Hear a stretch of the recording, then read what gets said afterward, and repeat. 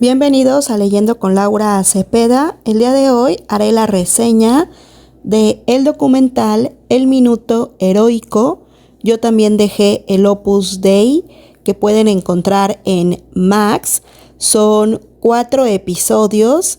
Es un docudrama que se publicó recientemente el 7 de febrero de este año 2025 y es producido por Claudia Traizac, Laura Cistero y Mónica Terribas.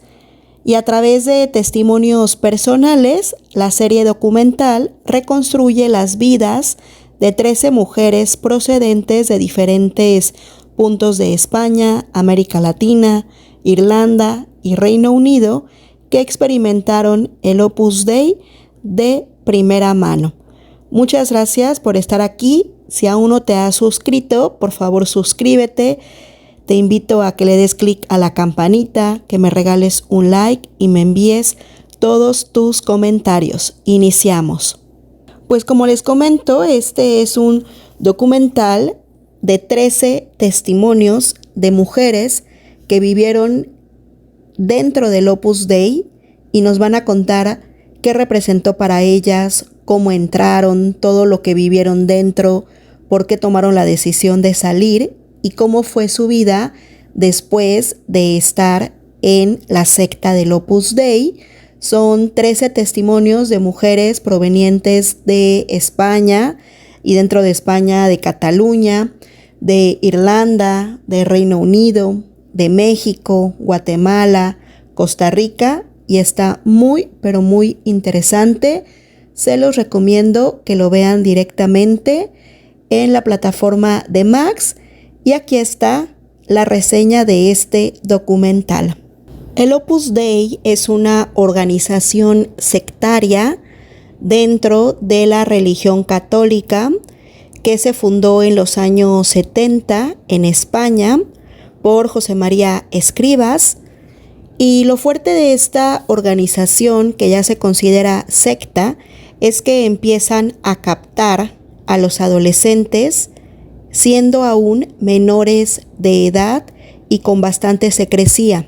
Les piden que no les digan nada a sus papás y empiezan con una serie de pasos para lavarles el cerebro, para hacerles sentir que ellos son los escogidos por Dios y ellos lo ven así y es por eso que deciden entregar su alma, su cuerpo, su vida a esta organización y cuando menos ven ya pasaron años dentro de esta secta, ya tienen años de no ver a sus familias, llevan años siendo explotados laboralmente, sin ninguna paga, sin estar inscritos en ninguna seguridad social y sin ningún futuro por delante. El capítulo 1 se titula La llamada de Dios y en este nos van a platicar cómo es que fueron captadas desde que ellas eran menores de edad. Y aunque esta organización fue fundada principalmente en España, actualmente tiene sucursales o se ha expandido por todo el mundo. Muchas de ellas provienen de familias que pertenecen al Opus Dei, que sus padres son supernumerarios, que son agregados, pero también muchas de ellas vienen de familias muy humildes que con la promesa de que ellas iban a tener una mejor calidad de vida, una mejor educación, se las llevaban a estudiar a los colegios del Opus Dei. Sin embargo, al poco tiempo se daban cuenta que realmente las estaban preparando para convertirlas en numerarias auxiliares, que esta es la rama dentro de esta organización jerárquica más baja del Opus Dei. Se dice que son las madres de esta organización y tienen que hacer funciones como tales, pero se dan cuenta realmente que las utilizan para limpiar, para cocinar, para tener todo organizado dentro de la organización, dentro de los hospitales y colegios del Opus Dei, con jornadas laborales extremas y aparte de eso, con prácticas sectarias, con torturas dentro de esta organización. Y aquí una corrección de datos, yo dije que se fundó en los años 70, no, se funda en 1928 y es hasta 1975 que fallece su fundador. Sin embargo, todos estos preceptos y toda esta teoría y toda esta organización o institución sectaria continúa hasta nuestros días. Hace 2 años el Papa, es cierto, le quitó fuerza a esta institución, la debilitó, sin embargo sigue operando con estas técnicas sectarias hasta el día de hoy. Opus Dei es un término en latín que significa obra de Dios y dentro de su principal objetivo es que todos sean santos, que así lo pide Dios, y no solo los sacerdotes o los santos, sino que todas las personas, hombres, mujeres, niños, de todas las edades, tienen que ser santos y comportarse bajo los mandamientos de Dios y bajo los preceptos de esta institución. Dentro de este documental aparece Sebastián Sal, que es un abogado que está llevando el caso de 43 mujeres argentinas que han denunciado a esta secta en este país, indicando que pues ellas sufrieron trata, explotación de personas, que nunca se les pagó ni un quinto y que jamás estuvieron registradas en la seguridad social. Es la primera vez que un grupo tan grande hace una denuncia ante el Estado y alzando la voz diciendo que el Opus Dei abiertamente es una secta que les ha arrebatado su vida y les ha arrebatado sus años de juventud y años de vida y las han engañado y manipulado espiritualmente para beneficio de unos pocos. Y la mayoría de estas mujeres y de estos hombres son captados dentro de los colegios del Opus Dei, que en muchas partes del mundo existen, y pues ahí los van segregando, los van separando de los demás, van diciendo que ven en ellos una vocación, que tienen que servir a Dios, que el llamado de Dios, que les empiezan a decir una serie de cuestiones que hacen que ellos se emocionen y que se sientan especiales y requeridos por el mismísimo Dios, pero también muchas de estas mujeres y muchos de estos hombres son captados a través de cursos que encuentran antes en periódicos, ahora en internet, o que se va pasando la información de boca en boca. En estos cursos, en el caso de las mujeres, pues les enseñaban a tejer, les enseñaban costura, a cocinar, pero pues utilizan todos estos cursos o todos estos clubes o todas estas actividades lúdicas para también captar a menores de edad y meterlos a esta secta. A las familias de escasos recursos, sobre todo en América Latina, se les vendía esta idea como que era una beca para que ellas estudiaran, estas menores de edad, y pues ellas quedaban deslumbradas al ir a los centros o ir a los colegios y ver que eran colegios privados muy bonitos y que las casas donde iban a estar internadas pues eran casas muy elegantes, muy grandes, haciendas o mansiones, nada que ver con este voto de pobreza que ellos dicen que tienes que llevar a cabo, pues nada que ver con estas mansiones y estos casoplones donde van a estar internadas y pues con acabados de lujo, de madera, de mármol, todo a la perfección, todo muy limpio. Entonces, de primera mano quedan deslumbradas ante esto. Y en el caso de niñas o de niños que ya estudiaban dentro de estos colegios del Opus Dei, pues se les empezaba a invitar a retiros o se les empezaba a invitar a clubes.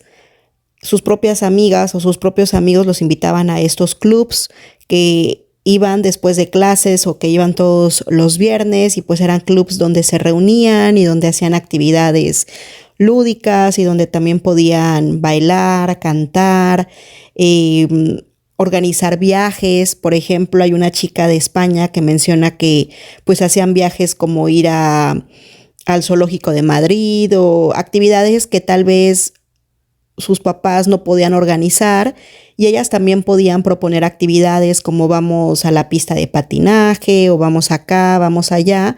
Entonces esto realmente pues atraía su atención, pero lo que ellas no sabían es que era el gancho para meterlas o introducirlas o captarlas en esta secta. Y dentro de estos clubes se van a encontrar que hay personas mayores que ellas, que son las numerarias, que les van a ir dirigiendo espiritualmente, y entonces es una introducción muy sutil, muy prudente, casi ni la ven, y de repente les empiezan a decir que pues están ahí en ese club porque son especiales, porque son diferentes a las demás, porque Dios las ha elegido, que es muy bonito servir a Dios, que es muy guay, que es muy cool. Y pues a esa edad de 13, 14 años, 15 años, que todavía no tienen un criterio propio, pues las chicas quedan deslumbradas con todo esto que les dicen estas personas mayores que ya están dentro de esta organización. Se convierten en sus amigas, a las cuales les pueden contar todo, se convierten en amigas pues muy íntimas, son muy carismáticas, muy joviales, muy divertidas. De hecho, las chicas cuando lo cuentan se les iluminan los ojos al recordar. Muchas de ellas ya tienen 35, estuvieron 35 años en la organización y ya salieron. Imagínense ya cuántos años, y sin embargo, al recordar todos estos momentos de cómo fue la captación, se les iluminan los ojos porque fue de una forma muy sutil, muy bonita. Es lo único especial que se van a encontrar dentro de los próximos 35 años o de toda la vida, que van a entregar su vida a Dios, a esta obra. Y pues es algo muy sutil, poco a poco les van diciendo que tienen que hacer oración 5 minutos, que tienen que empezar a sacrificar cosas, que si te gusta tal postre, pues ya deja de comerlo y eso entrégaselo a Dios. Y pues así van poco a poco chupándote el cerebro o metiéndote ideas al cerebro. A la par les empiezan a dar formación católica a tope. Tienen que llevar una libreta donde ellas tienen que anotar hojas y hojas de estas instrucciones de cómo tienen que comportarse en el mundo real, qué son los sacrificios, qué es lo que le gusta a Dios. La saturan con este tipo de información espiritual o con este tipo de información de Dios.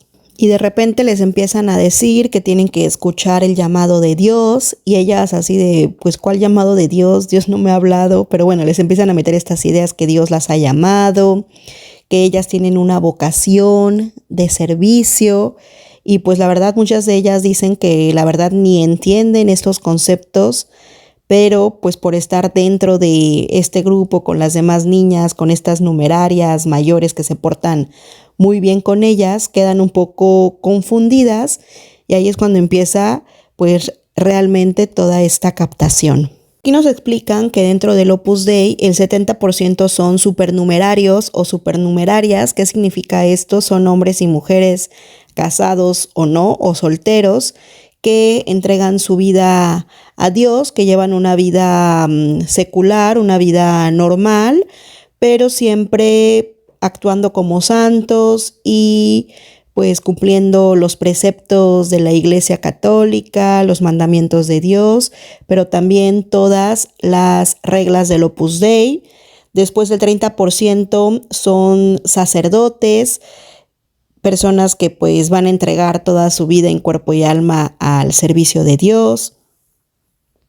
Y pues dentro de este porcentaje también existen numerarios y numerarias, que son aquellos clérigos y laicos que viven en las sedes de los centros del Opus Dei para dedicarse a la formación de los otros fieles de la prelatura. Todo esto forman parte de los estatutos de la prelatura de la Santa Cruz y del Opus Dei, fijados en 1982 en Roma, en el Vaticano. Y siempre, claro, las mujeres y los hombres van a estar separados. Esto lo vemos desde los colegios, que siempre va a haber colegios de mujeres y colegios de hombres. Lo mismo pasa con las numerarias, con los numerarios. Luego también existe otra rama que son los agregados o las agregadas, que deben ocuparse de sus necesidades personales, familiares o profesionales, que les llevan habitualmente a vivir con su propia familia, pero haciendo obras para la obra.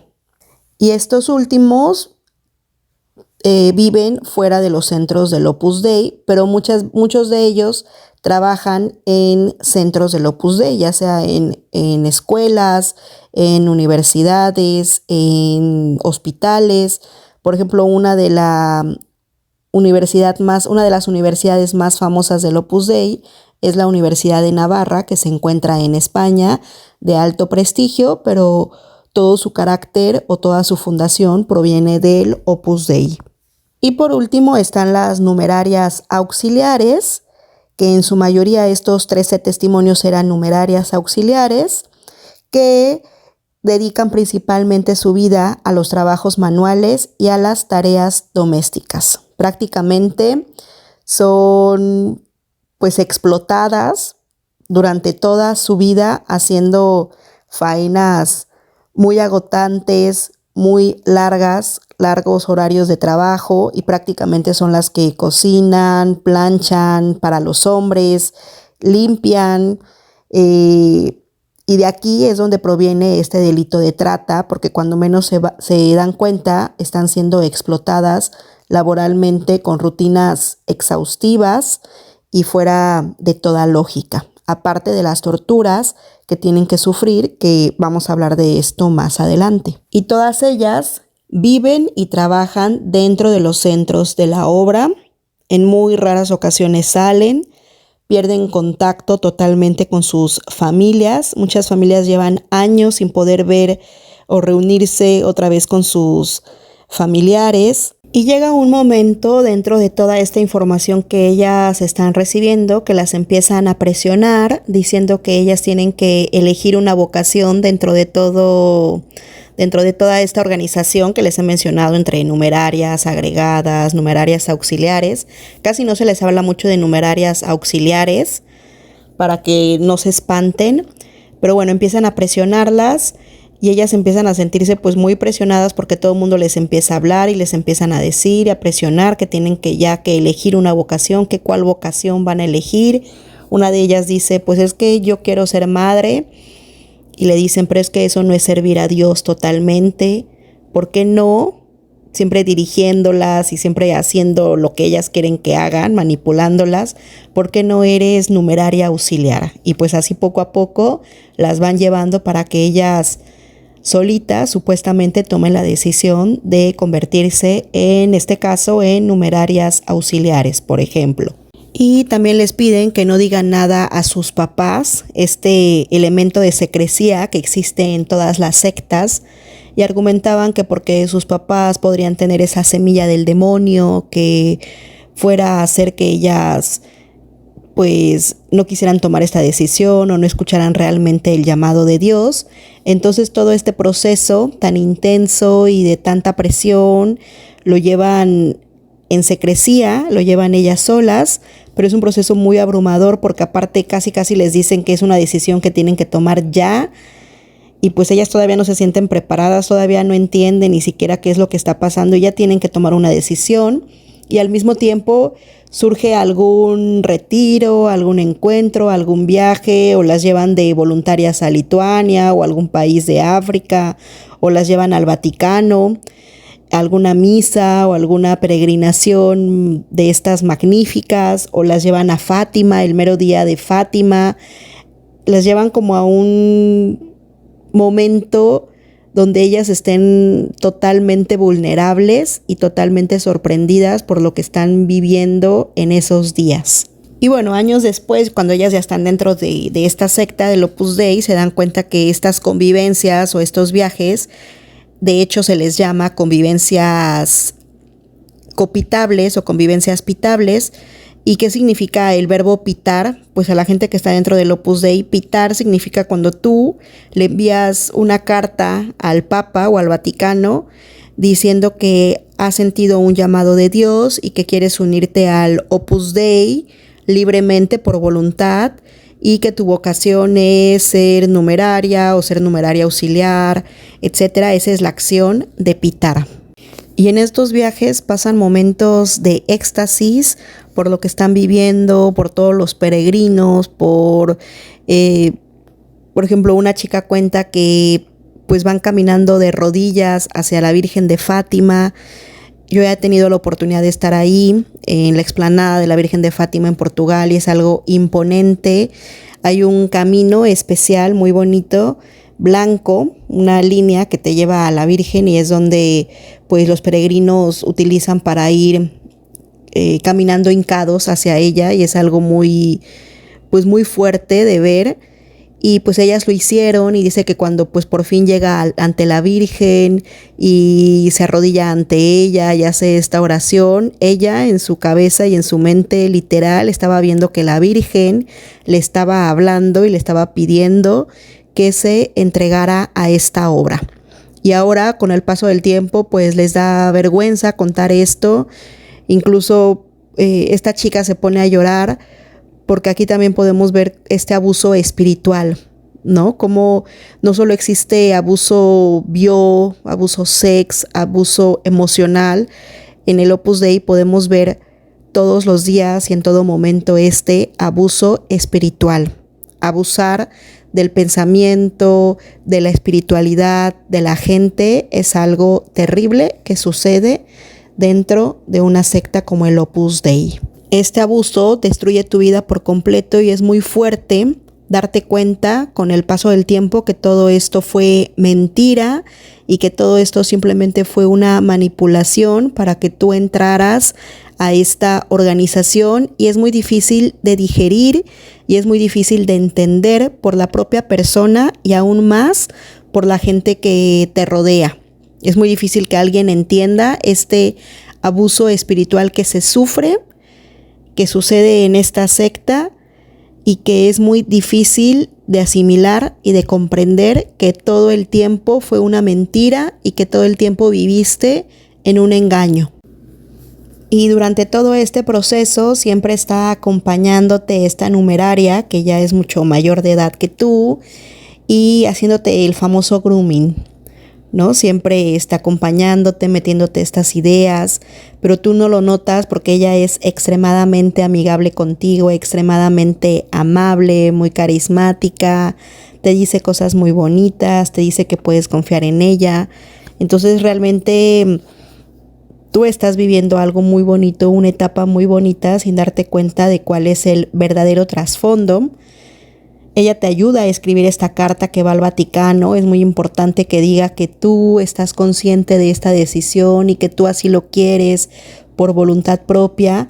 Tiempo después se darán cuenta que ellas también, una vez estando dentro de esta organización, ellas tienen que hacer esto mismo con las nuevas chicas, que tienen que reclutar a nuevas niñas, y es un proceso muy doloroso, de mucha culpa, pero ellas explican que es una cadena y que al final todas son víctimas de este sistema y víctimas de esta secta.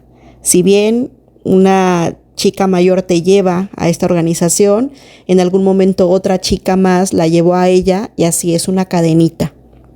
Los únicos culpables pues es el fundador de esta secta, que ya no existe, pero bueno, son los que están en la cabeza, en la cúpula de esta organización sectaria. Después les avisas a tus papás que ya estás dentro del Opus Dei, que ya te han aceptado milagrosamente, misteriosamente, que has recibido el llamado de Dios, y pues ante el asombro de los padres es algo muy rápido. En menos de un día o así tienes que presentarte de inmediato a este centro para ya estar interna dentro de este centro. Y pues para los papás, si son del Opus Dei, pues lo van a tomar como un halago, como algo muy bonito, pero si no, pues es una preocupación inmensa de a dónde vas a ir, con quién vas a estar, con quién vas a vivir. Pero es una decisión que se toma de una forma tan rápida y que también les llega de sorpresa a los papás, que no tienen mucho margen de acción. Y precisamente lo hacen así para que los papás no puedan hacer mucho, porque ellas ya están convencidas al 100%. Incluso el fundador, José María Escrivá, mencionaba que entre más jóvenes mejor, porque todavía no tienen un criterio formado y pues la mejor edad son 13, 14 años y es lo que sucede también en otras sectas. Y pues una vez que llegan a estos centros, todo cambia por completo desde el primer día. Ellas llegan pues muy entusiasmadas y lo primero que van a hacer es que les van a dar una lista de mortificaciones, acciones que van en contra de su voluntad, tipo tortura, pero que tienen que vivir todos los días porque es ser parte, ya pertenecen a la obra, ya pertenecen a esa organización. Esta numeraria que fue tan buena con ellas, que llegó a ser una verdadera amiga, se transforma por completo y empieza a decirles las reglas, lo que tienen que hacer, lo que no tienen que hacer. Les dicen que tienen que dormir sobre una tabla de madera, que no tienen colchones, sino que es una tabla de madera y que tienen que tenderla como si fuera una cama con sábanas, cobijas, etcétera, pero literal todo el tiempo van a dormir en tablas de madera. Si alguna vez ustedes han dormido en el piso o algo, es algo horrible, te duele horrible la espalda. Ahora imagínense dormir toda la vida en una tabla de madera. Sin embargo, también mencionan que esta secta pues es muy machista porque su fundador así lo era.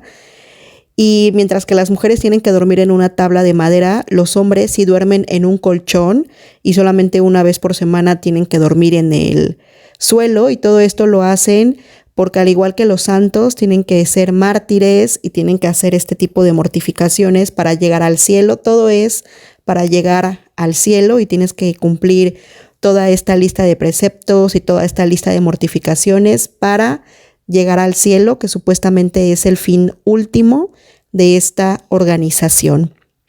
También les piden que enseñen toda la ropa que llevan y pues solo van a dejar la ropa que les quede más holgada y siempre van a tener que usar ropa que sean 2 o 3 tallas más que de las que ellas usan para que no se les vea el cuerpo.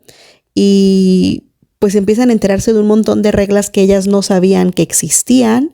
Y el primero dentro de esta lista de mortificaciones es el minuto heroico, que es ese minuto cuando suena tu alarma a las 6 de la mañana, que no tienes que dar cabida a la pereza y te tienes que parar como resorte inmediatamente, hincarte en el piso, besar el piso, y tienes que decir esta frase, serviem, que en latín, que significa te serviré o yo te sirvo.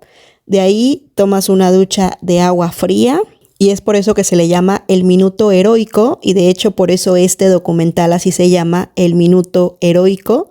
Yo también dejé el Opus Dei porque pues es lo más difícil, ¿no? Es el punto número 1, algo de lo más difícil, por eso se le llama así el minuto heroico. Y conforme van pasando los días, las semanas, los meses, los años, esto lo van a ir detestando cada vez más. Y este minuto heroico lo tienes que hacer con prisa porque ya te están esperando, porque a las 6:15 empiezan los rezos o empieza el desayuno o empieza alguna actividad. Entonces lo tienes que hacer rápidamente.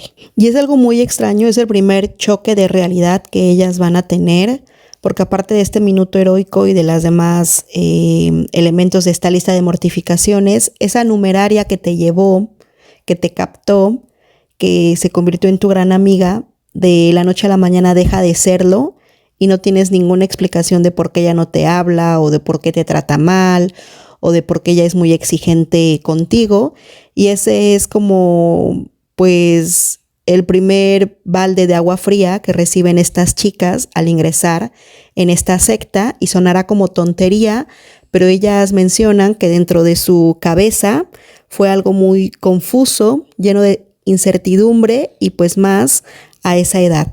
Y en el caso de un testimonio de una chica de Irlanda, esto fue más allá porque incluso dice que de esta numeraria ella recibió tocamientos.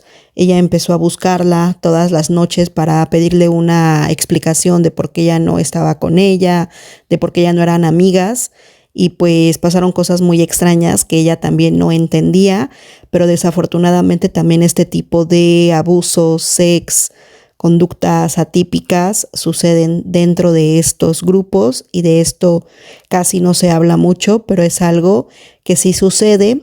Y otra de las reglas es que no puedes tener una amistad dentro de esta secta porque inmediatamente se considera que estás teniendo casi se le considera amistad particular y inmediatamente ellos piensan que ya estás teniendo como una relación lesbi con este tipo de personas, cuando pues nada que ver, y pues también lo hacen, no tienes que hablar con nadie y pues también lo hacen para que siempre estés débil, para que no puedas unirte con las demás, para que no puedas con ellas compartir todo este tipo de ideas y ver que no eres la única persona que estás pasando por esto, sino que también ellas lo están viviendo. Y si lo hicieras, si pudieras hablar con las demás, tal vez abrirías los ojos más rápidamente o antes. Te darías cuenta que todo esto está mal y te irías de inmediato. Sin embargo, pues para esto lo hacen. También de ahí el cansancio extremo, todas estas reglas. En el caso de este testimonio de Irlanda, menciona que ella estaba muy confundida, pero que en su mente pensó que eso era realmente el verdadero amor, que esa era la intensidad de un amor que estaba bajo la mirada de Dios, y de repente eso desapareció por completo, lo cual hizo que se confundiera aún más. Y como les digo, nos podrá parecer a nosotros hoy por hoy tontería, pero para una niña de 13, 14 años, obvio que esto llega a ser extremadamente confuso en su mente.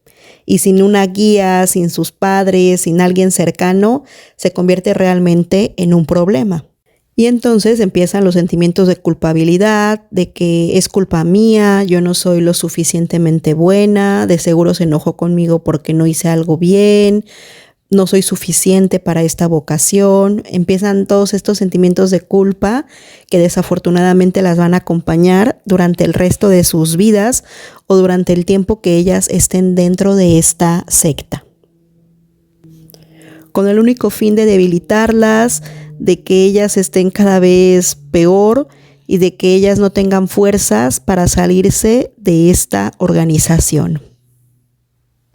Y también lo que les decían es que ya no tenían que ser amigas particulares, que eso estaba muy mal visto dentro de la organización, y que ahora ellas también tienen que integrarse al apostolado o al proselitismo, que significa que no es nada, o sea, lo que significa es que tienes que captar a más niñas para que entren dentro de esta secta y tienes que comportarte como yo me comporté contigo, siendo una excelente amiga, empática, tener mucha confianza contigo, decirte mentiras de lo que realmente es esta organización y de lo que realmente vas a vivir dentro de aquí. Bueno, no se los dicen como tal, pero bueno, ellas con el tiempo van entendiendo qué es lo que tienen que hacer.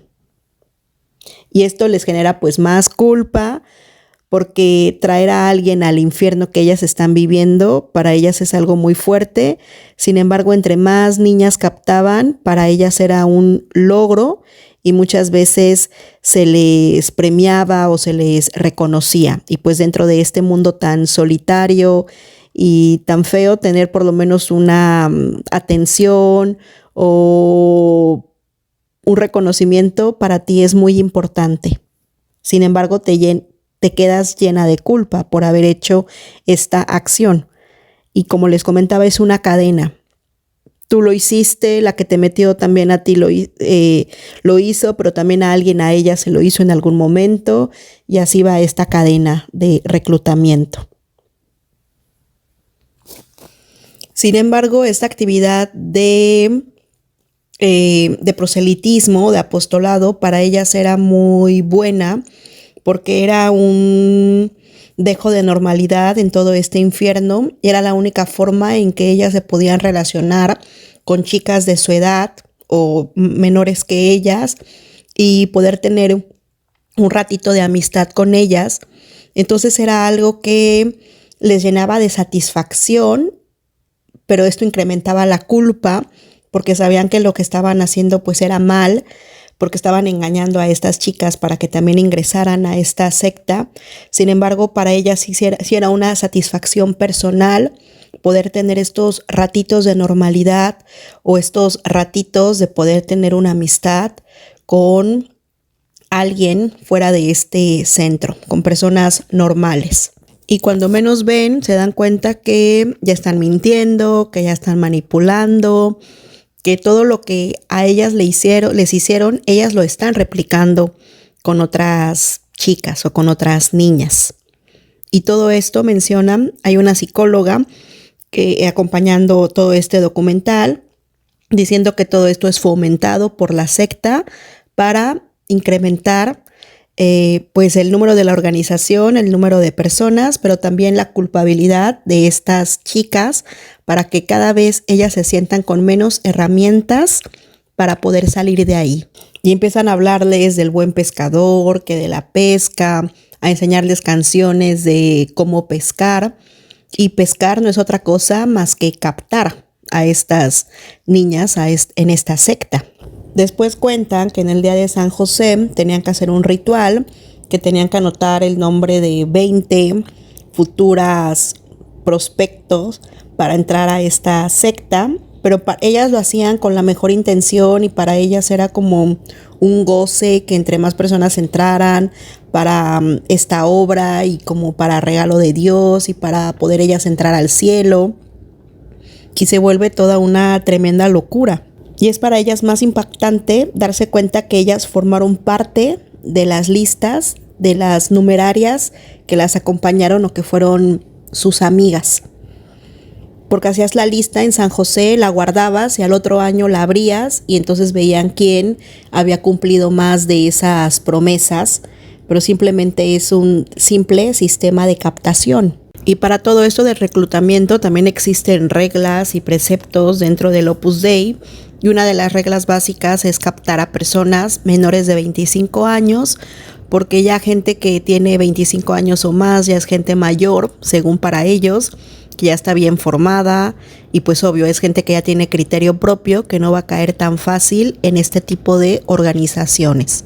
Y bueno, pues a quienes captan, pues a las personas que se vean más tímidas, más vulnerables, más generosas, a las que vean que son más buenas personas, que no chistan, que no reniegan, que no cuestionan tanto, que sacan buenas notas, que son obedientes.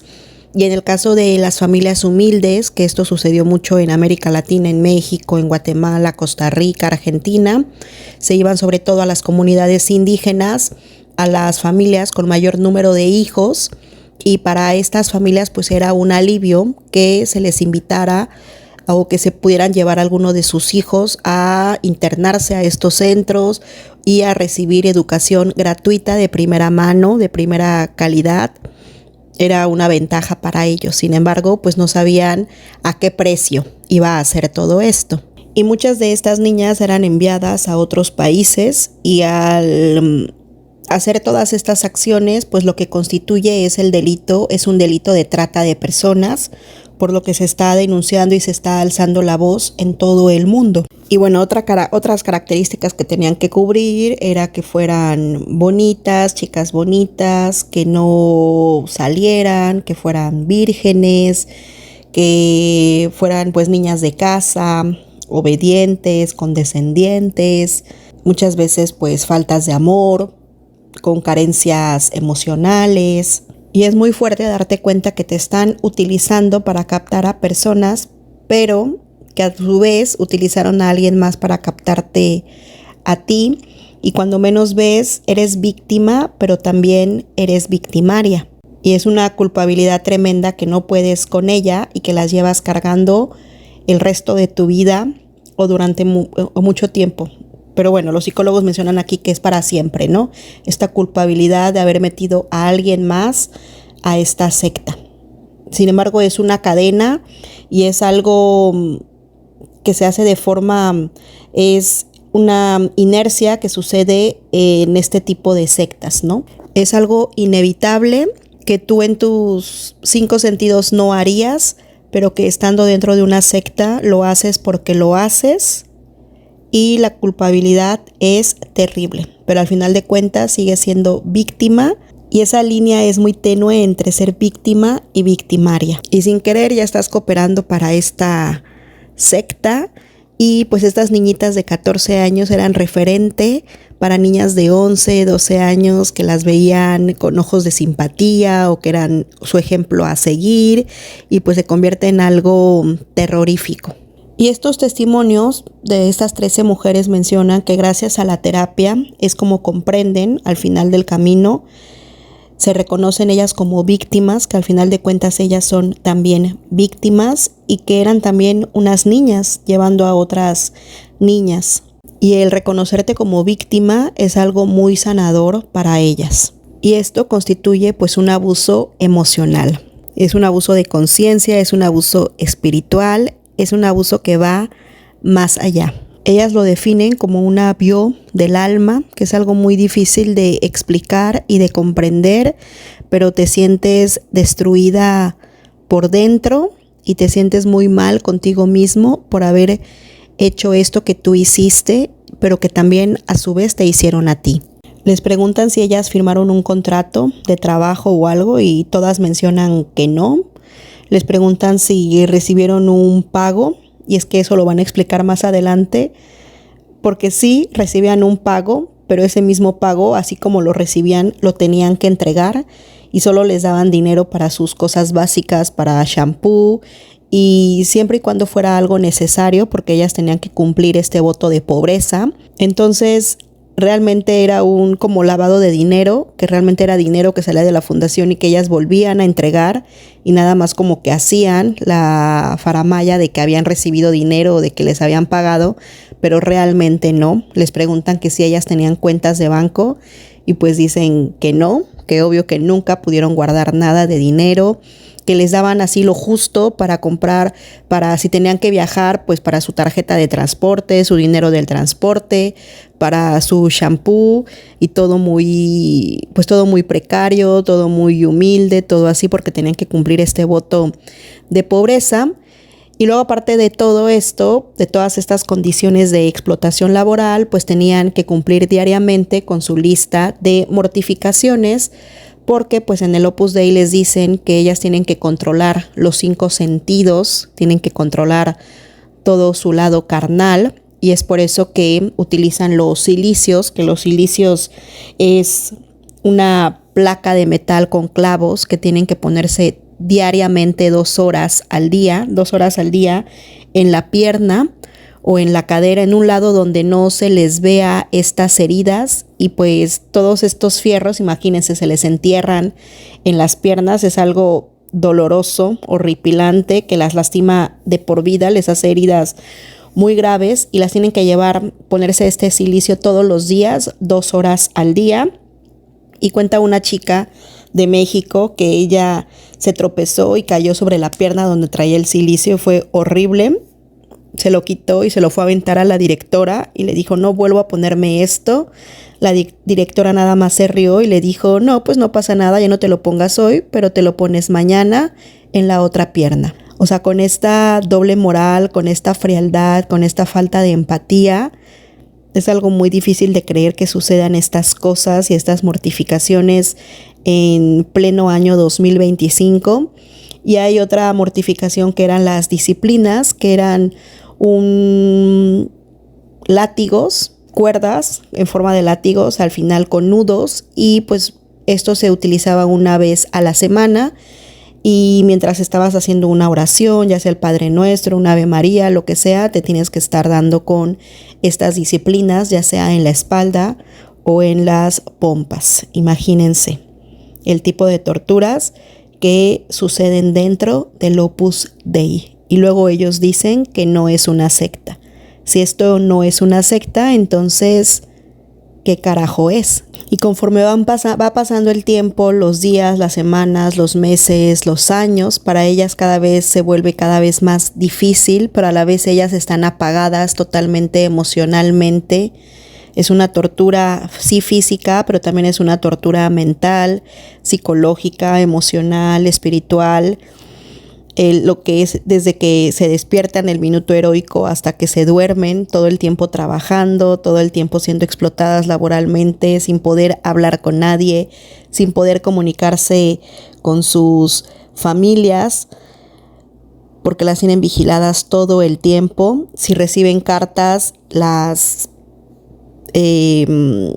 superiores, pues los superiores tienen que abrirlas y tienen que leerlas, y si no constituye ningún peligro se las dan, pero si no, tachonean las partes que constituyen un peligro o que no quieren que se enteren, y entonces les entregan las cartas todas tachoneadas, o de plano no se las dan. Y viceversa, cuando ellas les escribían cartas a sus familiares, las tenían que dejar abiertas para que alguien más las supervisara, y ellas ya no se enteraban si habían recibido sus papás estas cartas o no. Esto de bañarse todos los días con agua fría pues también va menguando su salud, y pues es un infierno. Cuando menos ven, están envueltas en un infierno al cual ellas no querían pertenecer. Pero aparte, ellas mencionan que no podían salirse de ahí porque ellas sentían que habían firmado un contrato con el cielo, con el mismísimo Dios, y no podían liberarse de eso. El capítulo 2 se titula Enamoradas del Opus Dei. Y bueno, les entregan, junto con esta lista de mortificaciones, les entregan un listado, les entregan su horario, y todo el día las van a tener entretenidas con actividades, y algunas de ellas tenían que ir al colegio o a la universidad o salir a hacer algo, pero realmente no les daba el tiempo. Por ejemplo, a lo mejor para irse al colegio eran 20 minutos en transporte, y ellas en el horario no cuadraba, ¿no? Entonces, en lo que iban en el transporte, ellas iban rezando el rosario, ellas iban haciendo sus oraciones, una presión y todo eso para cumplir con el horario y cumplir con todas las actividades que marcaba ese horario tan apresurado que tenían y tan lleno de actividades. Y todo esto es pues para que ellas no tengan ningún momento de pensar, que siempre estén ocupadas, que siempre estén exhaustas, y todo esto ellas lo hacen por el amor que le tienen al Opus Dei, o por la condición de llegar al cielo. Y entonces también generan en ti un sentimiento de que no eres buena, de que no eres capaz, de que las otras chicas sí están cumpliendo con todas estas normas, con todos estos preceptos, con todo este horario, y tú no. Entonces te inundan sentimientos de insuficiencia. Y aparte de todas estas normas, tienes que cumplir con los votos de pobreza, con el voto de castidad, y también tienes que cumplir con el voto de obediencia. Y esto es muy fuerte porque es una tortura, es algo que te duele mucho, que te causa mucho dolor físico, pero lo más fuerte es que te lo infringes tú misma, y es una promesa o es una ofrenda que le estás haciendo a Dios, y ellas lo minimizan o lo normalizan diciendo que esto es normal, que esto es bueno, y que pues no pasa nada porque solamente son 2 horas diarias el ponerte el cilicio, este alambre con clavos en la pierna, y que las disciplinas, darte latigazos también no pasa nada porque pues solamente es una vez por semana. Entonces tú vas normalizando todo esto, todo este sufrimiento, todo este dolor, más culpabilidad, porque cómo es posible que tú solita te estés infringiendo eso. Y la psicóloga explica que todo esto es manipulación emocional dura y pura, que lo hacen para socavarte, para minimizarte, para ir minimizando tu identidad, tu fuerza, tu integridad como persona, y por eso entre más años estés en una secta, no cuentan a tu favor, sino en tu contra. Y como todo el tiempo tienes que estar haciendo sacrificios y tienes que estar cumpliendo estos votos de pobreza, castidad, obediencia, cuando menos ves, todos los días te estás negando a ti misma, estás negando tus gustos, estás negando tu valor como persona, y cuando menos ves, tu autoestima está destruida por completo, y va desde cosas pequeñas, va poco a poco, de que me apetece un jugo, pero no tengo que ofrendarle a Dios, o tengo que hacer mi voto de pobreza, entonces agua.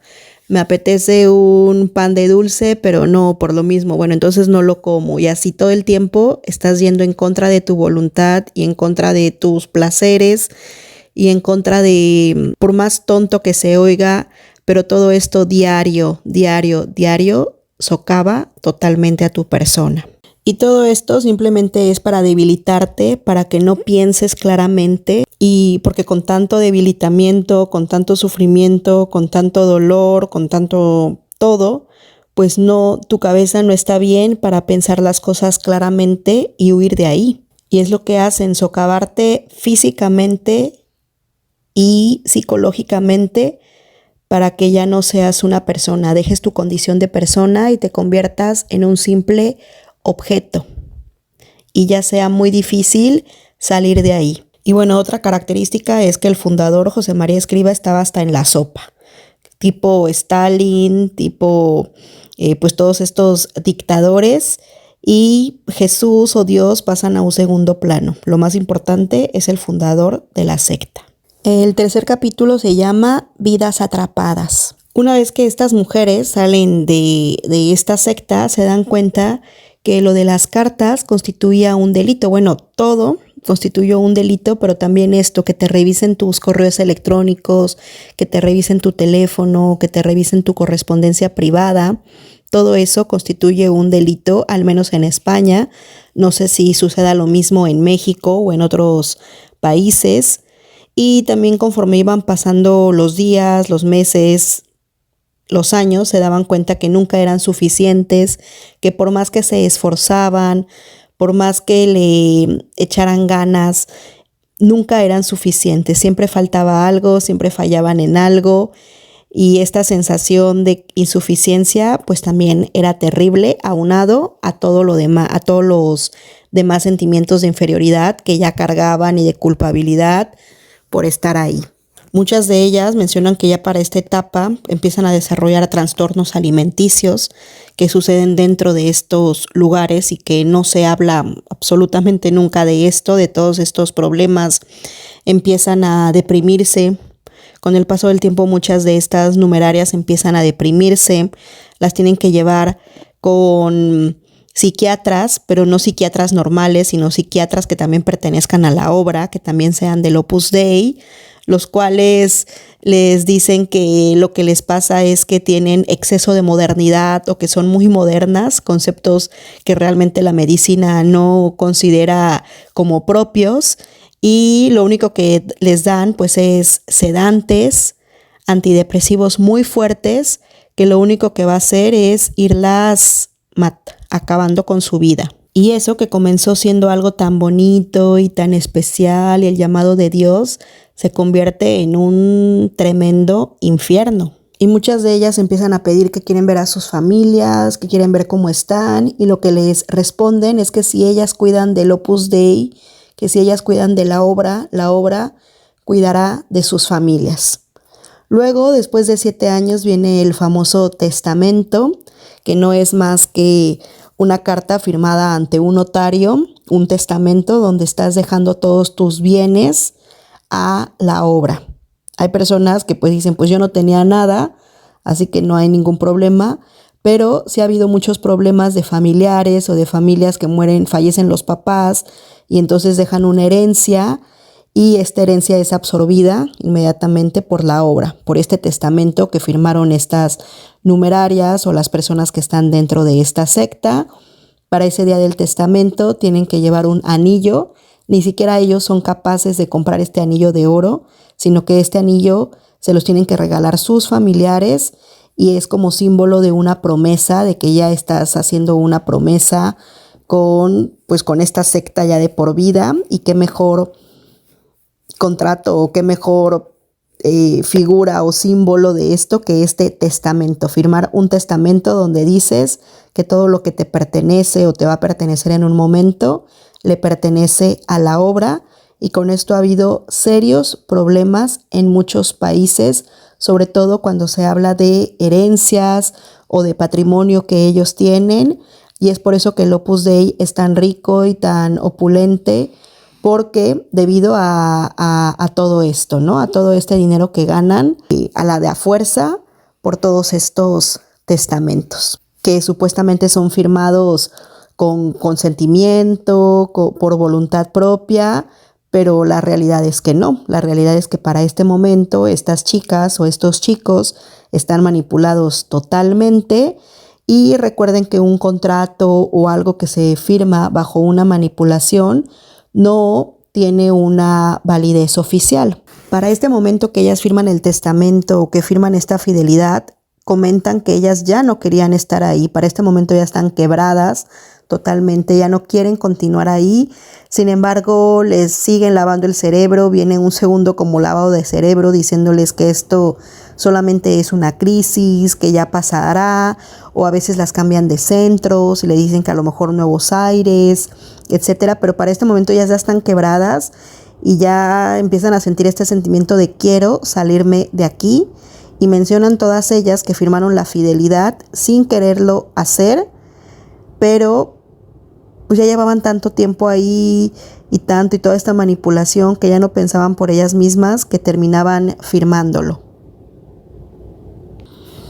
Y bueno, cuando firman este testamento también es toda una manipulación, porque simplemente les dan una plantilla y ellas tienen que copiar literal esta plantilla de lo que ya viene establecido. Les dicen que es un testamento para por si algún día algún fiel o algo les deja una herencia, pues que ellas pues tengan todo oficial, todo firmado, y que se lo podían dejar a quien ellas quisieran. Y muchas de ellas respondieron, perfecto, pues entonces se lo quiero dejar a mi familia. Y ellas, no, pero tu familia natural no, sino la familia de la obra. Y bueno, un lavado de cerebro que estas chicas vivían constantemente. Y se me había olvidado comentarles, dentro de las normas que les establecían cuando ellas entraban era que no podían leer libros, que no podían ir al cine, que no podían ir a lugares públicos. O sea, realmente dicen, estábamos peor que en una cárcel, porque por lo menos en una cárcel tú tienes libertad de conciencia, tú tienes libertad de expresión, tú puedes leer lo que tú quieras, tú puedes ver la película que tú quieras. Aquí no. Sí podíamos leer, pero los libros que estuvieran permitidos, y los libros se clasifican del 0 al 6. Los 6 son los libros prohibidos, y dentro del 6 podemos encontrar, por ejemplo, los textos apócrifos de la Biblia, y bueno, así van clasificando todo esto. Por ejemplo, los libros de J.J. Benítez, Caballo de Troya, todo eso, obvio que son código 6, etcétera, ¿no? Pero menciona una de estas chicas que en un momento ella pidió una Biblia, que ella quería leer la Biblia porque estaba tan mal, que dijo, tal vez si leo toda la Biblia, pues vuelvo a encontrar un sentido de pertenencia, de por qué estoy aquí, etcétera. Tal vez vuelva a escuchar otra vez el llamado de Dios. Y tampoco se la permitieron, tampoco le permitieron la Biblia, porque también era código tal, y le dijeron que ella todavía no era capaz de comprender la Biblia cuando ella ya tenía 13 años dentro de esta secta. Es decir, las quieren totalmente dominadas, las quieren totalmente pues vigiladas y totalmente ignorantes. Es por eso que no les permiten ver películas, leer libros, porque pues leer libros abre tu mente, ver películas también, ir a lugares también, hacer viajes, y lo que menos quieren es que estas chicas piensen. Quieren que todo el tiempo estén como caballitos o como burritos, trabajando. Y bueno, la psicóloga Laura Merino explica que esto es muy difícil porque después, cuando quieren recuperar este tipo de herencias, desafortunadamente la justicia es muy ignorante a veces en estos temas, y empiezan a hacer preguntas como, pero a ver, ¿te obligaron a hacer este testamento? A ver, ¿alguien te puso una pistola para que tú lo hicieras? Y es como, a ver, no me pusieron una pistola, pero pues tienes que entender las condiciones psicológicas o en las que yo estaba, ¿no? La dominación mental, psicológica, en las que yo estaba para llegar a firmar todo esto. Y pues se ha convertido en un problema, porque a veces, pues al ver un documento oficial firmado por la persona, es muy difícil que un juez lo destituye o lo eche para atrás. Pero imagínense que todos los días sean lo mismo, que todos los días hacer lo mismo, que no tengan ni un día de descanso. Sus únicos días de descanso eran cuando había fiestas, que el día de San José, que el día de Arcángel San Miguel, que todos estos días santos. Y ahí la única ventaja que tenían es que no había horario, o sea, no había las actividades que siempre hacían. que se podían despertar una hora más tarde. Si se despertaban a las 6 de la mañana, esos días de fiesta se podían despertar una hora más tarde. Uy, qué padre. Y pues ayudar a las actividades, ¿no? que habían organizado para esas fechas. Y también ellas empezaron a encontrar muy contradictorio, según se vive un voto de pobreza, pero ellas lo que vivían ahí, pues no era, o sea, por ejemplo, estas mansiones, estos casoplones, la forma en que ellas sí comían muy humildemente, muy sencillamente, pero la forma en que comían los supernumerarios o supernumerarias, los hombres, sobre todo los sacerdotes, con otro tipo de vajillas, con otro tipo de utensilios, eso pues les sorprendía muchísimo y les causaba mucha contradicción, que decían, pues no que estamos viviendo en un voto de pobreza, con votos de pobreza, nosotros comemos algo súper sencillo, nuestros trastes son súper sencillos, y por qué ellos están comiendo en otra vajilla mucho más elegante y comida pues mucho más sofisticada, y los hombres ni se diga, y pues muchas contradicciones, ¿no? Y cuando era días de fiesta, recuerda una de ellas que pues iban a tener un festejo, y entonces iban a venir familias de fuera de la ciudad o en un viaje muy largo, y entonces ese día ya habían puesto refrescos, botanas, todo, y en eso la directora de ese centro pidió que se guardaran todos los refrescos y que ese día se sirviera agua.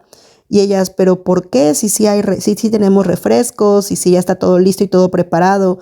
No, porque tienen que ver nuestros votos de pobreza, y porque el Opus Dei se basa en sus votos de pobreza.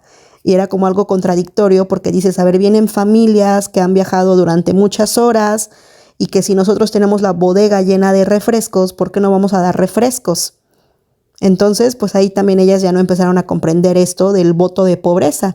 Se empezaron a dar cuenta que era de doble moral, que el Opus Dei siempre trabaja de esta forma, que también son muy clasistas, muy racistas, muy discriminatorios.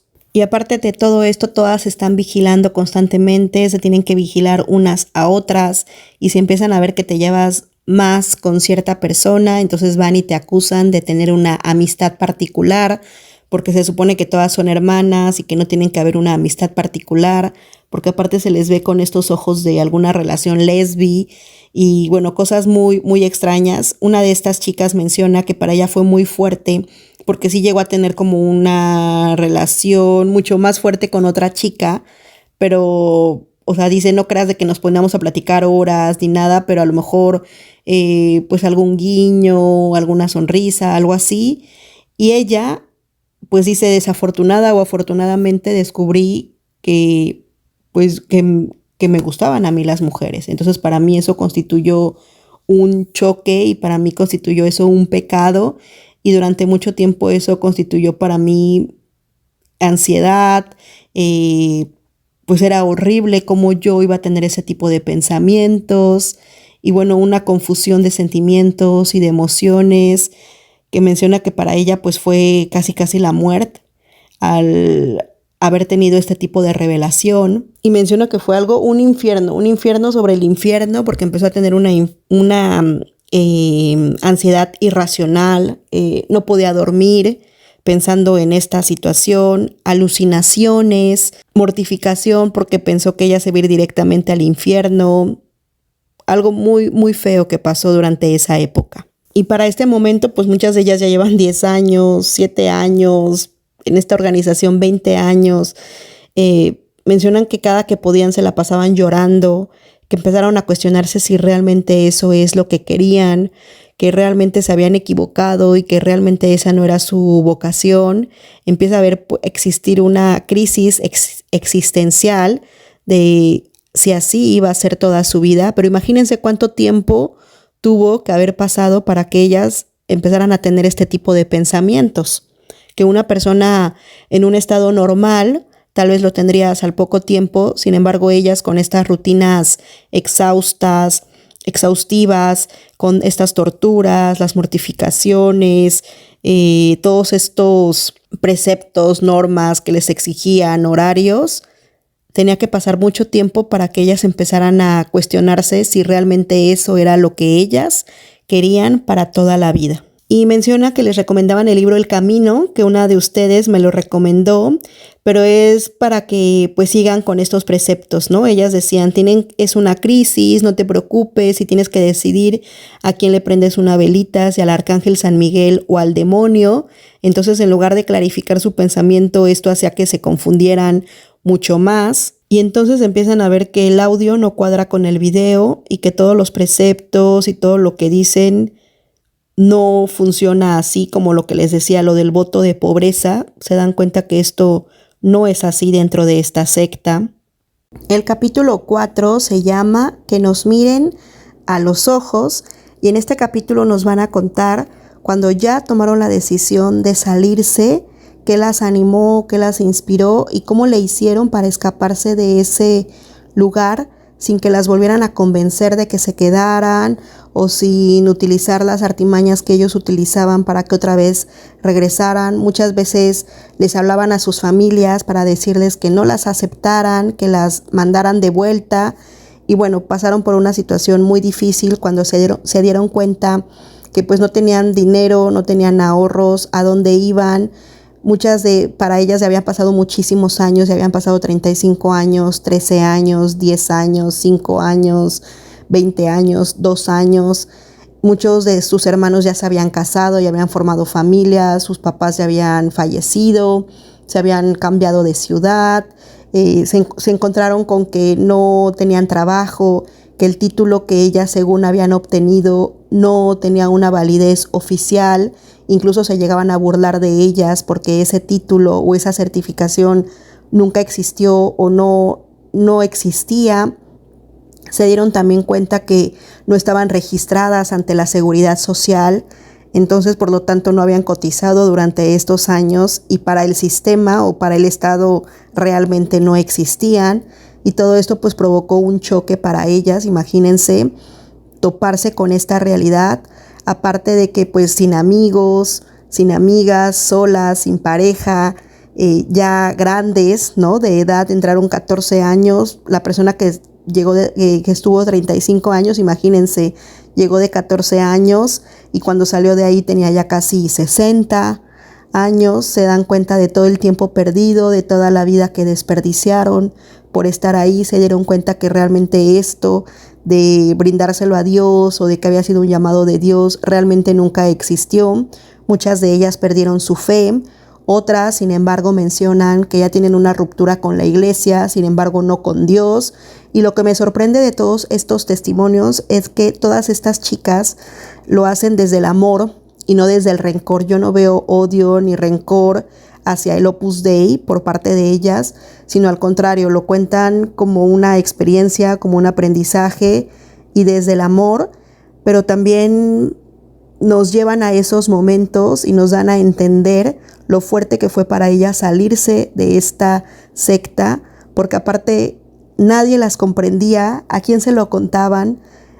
Ellas decían, ¿a quién se lo íbamos a contar? Y si se lo contábamos a alguien no nos iban a creer, y si nos creían no nos iban a entender porque no habían pasado o vivido lo mismo que nosotros, y a lo mejor estas personas solamente lo tomaban como una simple anécdota cuando para nosotros había constituido toda una vida o años de sacrificios, de torturas. El simple hecho de años de estar acostadas en una madera es algo que es muy difícil de entender por parte de la sociedad, y que ellas consideran que, o sea, no tienen por qué exigirles esta empatía cuando ellos no lo han vivido, pero quienes sí lo han vivido, pues es muy fuerte para ellas. Después descubren que en internet pues ya existen grupos de personas que han escapado del Opus Dei. Después, cuando pues la productora de este documental las busca para hacer este documental y se dan cuenta que no están solas, que existen otras mujeres en otras partes del mundo que a la hora de contar su testimonio es el mismo testimonio. Es lo más sorprendente, porque todas empiezan a contar su historia y hagan de cuenta que todas están contando la misma historia, independientemente del país donde se encuentren. Todas pasaron por lo mismo y todas llegaron a tener todo este tipo de sentimientos, y es algo mágico, como alguien de España te lo está contando, te lo está narrando, Y lo mismo que te está contando la de España, te lo está contando la de México, la de Costa Rica, la de Irlanda, la de Guatemala.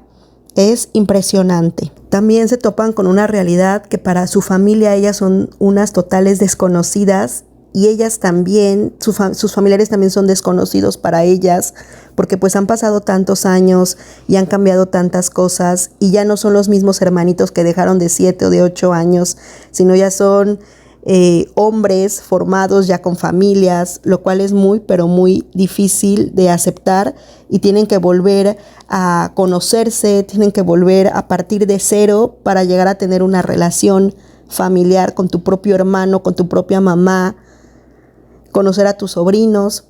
Sin embargo, a veces mencionan ellas que es muy difícil que se logre, o muchas veces no llegas, no vuelves a conectar con tu familia como lo era antes, porque pues ya te das cuenta que ya todo cambió, que te das cuenta que te perdiste de bodas, que te perdiste de momentos mágicos, todo por estar metida en esa secta, en ese lugar, y pensando que tú estabas haciendo lo correcto y que todo se lo estabas entregando a Dios y que todo era para entrar al cielo. Y te dicen que afuera es el demonio y que afuera es algo pervertido y que afuera no vas a ser feliz. Y casi siempre cuando alguien escapaba del Opus Dei o cuando alguien se iba, siempre toda esta campaña de difamación, de calumnias, diciendo que se había ido con el lechero o con el quesero, como dicen, siempre dicen que se fue con algún hombre y que por eso se fue, para tacharla como de lo peor.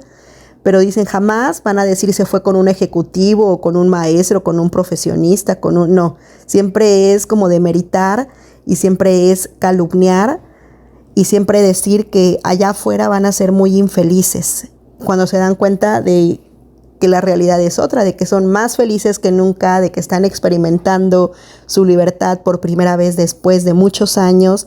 Pero también se topan, por ejemplo, la chica de Cataluña dice que salió y vio el semáforo y no sabía en qué momento tenía que cruzar, si cuando estaba en verde o cuando estaba en rojo, y le tuvo que preguntar a alguien y esa persona se le quedó viendo y le dijo, no, pues cuando está en verde cruzas. Y ella, ok.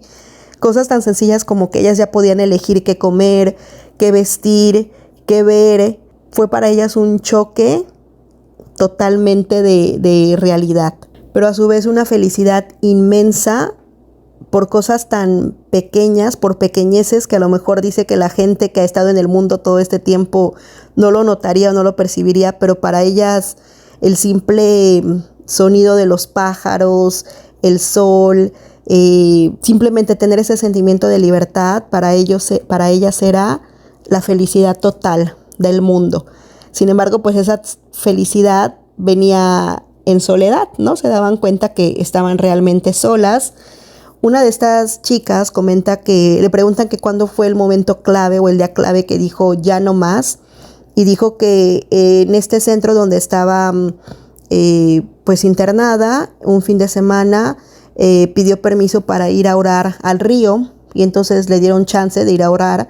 Y entonces en el río ellas no te podían hacer ruido, no podían escuchar música, nada, pero estando en la naturaleza se dio cuenta del ruidero que traía la naturaleza. Oía el agua, el sonido del agua, el sonido de los pájaros, de los animales, las ramas, el viento. Y entonces ahí fue cuando dijo, esto es lo que quiere Dios, esto es Dios, y Dios quiere ruido. Y si Él está permitiendo ruido, que los animalitos y que el río haga ruido, es porque esto quiere. Y todo esto está mal, todo esto que me han estado diciendo está mal. Esto es Dios, esta es la esencia viva de Dios. Y ahí es cuando decide, coge sus cosas y se va, ¿no? Espera al primer autobús en pasar y se trepa y ya jamás vuelve a regresar. Como dicen, como una simple decisión. Muchas de ellas ya lo habían intentado antes, sin embargo, al darse cuenta que no traían ni un quinto ni nada, tenían que regresar. Una vez dice que algún trabajador le pidió de favor que por favor, que tenía que ir a hacer un recado, que si la podía llevar. Este trabajador le dijo que sí, y pues a medio camino fue otra vez captada por las directoras y por todo eso, y la convencieron, espantaron al trabajador y todo eso para que ella volviera. En otras ocasiones, pues porque estaban ya muy enfermas, las veían muy enfermas y como que ya no les convenía, las tachaban como de locas o de modernas. y es cuando pues ya las dejaban ir, cuando ya representaba como un costo para la secta. Pero mencionan que ya cuando decidieron irse es porque ya estaban en un momento crítico, que ellas veían que si no había salida, la única salida era suicidio, morirse. Ya eran zombies, ya trabajaban así por inercia, a la hora de planchar muchas veces quemaban la ropa, ya no podían dormir en la noche. Ellas empezaron a dar cuenta que estaban muy muy mal y que si seguían en esas condiciones tenían de dos sopas: o dejarse morir, o dos, luchar por su libertad y salir de ahí a toda costa. Y pues menciona que lo que se vive dentro de esos centros es muy grave, porque la mayoría de las personas que siguen ahí es porque están empastilladas, las tienen así empastilladas como zombies. También ocurren muchos suicidios dentro de esta secta y no se dice de esto. Y también hay muchas fugas y muchos escapes. Y las que se quedan ahí terminan muriéndose por alguna enfermedad, por una depresión tremenda, en condiciones deplorables. Y ellas no querían terminar de esa forma, y es por eso que lucharon por su libertad y lucharon por su felicidad, y ya no les importó absolutamente nada. Es como si una venda de los ojos se les cayera y pudieran ver y pensar con claridad. Empezaron a cuestionarse que si eso era para llegar a Dios, que si eso era para llegar al cielo, pues era una tremenda locura, y que Dios en su infinito amor no quería esto para ellas. Una de estas chicas, la chica de México, menciona que pues cuando ya dijo que se quería ir, que ya era definitivo, que porque acuérdense que ahí siempre están bajo su consentimiento y etcétera. Entonces le dijeron: ¿no le quieres dar una última oportunidad a Dios? Y le dijo: sí, a Dios sí, pero al Opus Dei no, porque también muchas de ellas se dieron cuenta que esto era realmente una secta. Y ese día que escapan, todas ellas lo narran como el día más feliz de sus vidas, que vivieron una sensación de adrenalina, de felicidad, de libertad. Es como si hubieran estado todos estos años bajo un cinturón y como si fueran liberadas de esto, que fue algo mágico, pero tal vez también ellas se arrepentían de no haberlo hecho antes y de haber perdido tantos años ahí. Y bueno, después de esta euforia, pues vienen todos estos pensamientos de ahora qué voy a hacer con mi vida, qué voy a contar, qué voy a decir, el miedo también de que te vuelvan a buscar o de que ellas ya sabían de toda esta campaña de difamación.